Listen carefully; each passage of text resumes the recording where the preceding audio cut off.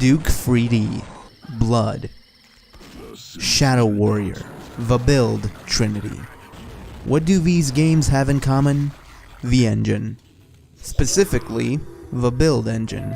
Thanks to more advanced features than the competition, namely room over room and voxel support, this allowed developers to craft massive, elaborate worlds. And while the use of sprites limited its appeal to technology enthusiasts, this also allowed for such high enemy amounts that one could be forgiven for thinking the resulting games were genocide simulators. And then there's Redneck Rampage, the inbred relative some love but others would rather deny exists. So then, which one is it? Is Redneck Rampage a hideous, malformed abomination, or simply a more rurally inclined action extravaganza? So you begin the game. There's essentially no intro, you just start up and play the game armed with your trusty 6-shooter. It sucks horse dick. It has a bad rate of fire and can barely hit your targets. But soon enough, you get a shotgun, the only good weapon in the whole game. You do need to close the distance for maximum effectiveness, but it works and there's so much ammo for it, you'll never run out. The rest of the guns are either impractical, weird, or run out of ammo too quickly. Oh, and did I mention the level design is simply awful? At its best, it's just okay. And at worst, it is more disorienting and hostile than the streets of Detroit. You see, Redneck Rampage consistently has you hunting keys that unlock doors on the other side of the map, not to mention one-time puzzles that are not explained in any way. In the first level, you need to blow up a silo. My first time playing, I simply exploited a sector boundary glitch and essentially skipped 2/3 of the level. Essentially, I resorted to fence hopping. Later, in the sewers, you have to jump towards the exit and look up for a button to shoot, something that isn't hinted at or even required at any other time in the game. Much later, near the end, there's a series of 5 switches with 4 points each that you must activate in a specific manner, with the only hint being an obtuse alien sign, and there aren't any sounds or indicators of successful progress. Neither of these puzzles have any kind of real hints or signposting. Now, being Eastern European, thus not white, my inferior intelligence could not compensate for the vague progression, and I had to resort to using a walkthrough. Games in general can make one feel like a subhuman failure, but such vague progression is just outright unforgivable.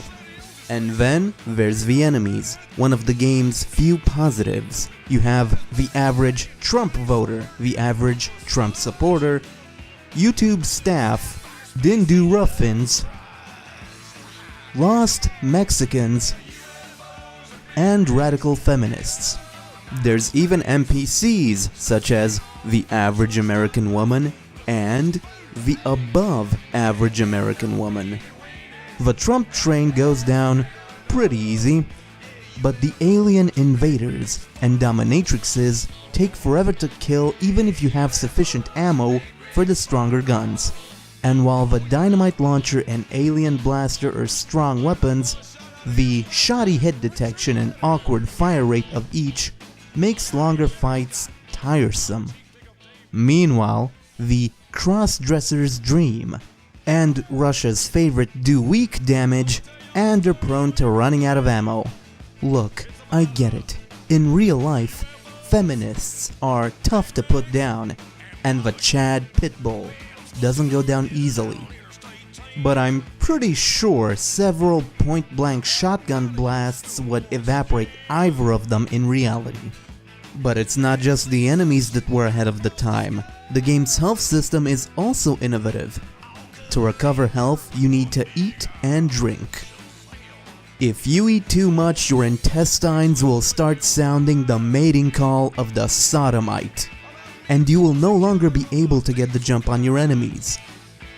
If you drink too much, you become Irish for a few minutes until the alcohol gets out of your system, or until you can find some food, though keep in mind that you will only be able to eat if your health isn't maxed.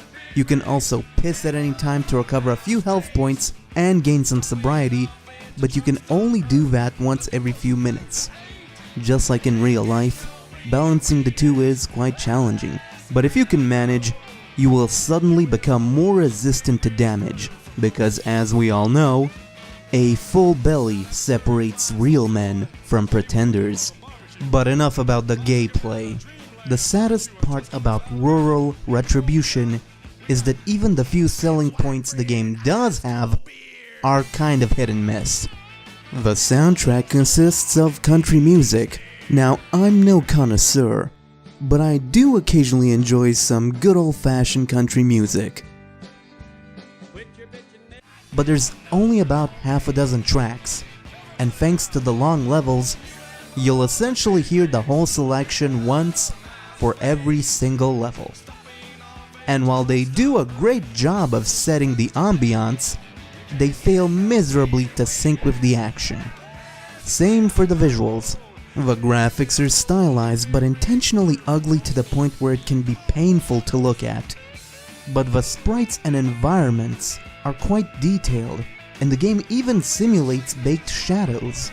It's both an eyesore and a sight to behold at the same time. I suppose it's a matter of perspective. Ultimately, Redneck Rampage is original but underwhelming. A perfect example of a great idea with sloppy execution. It's long, challenging and original, but ugly, confusing, and just awkward to play. It's readily available on GOG and fully playable thanks to the Build GDX source port, and is unique, but unless the theme really appeals to you, it's not quite worth it. 5 land whales out of 5 pigs. Thank you for watching.